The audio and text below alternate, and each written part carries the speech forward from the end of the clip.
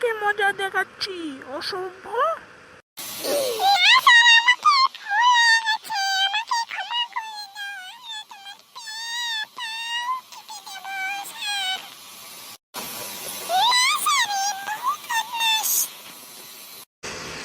তোকে তো মারতেই হবে, তুই এমন করে শুধরাবি না।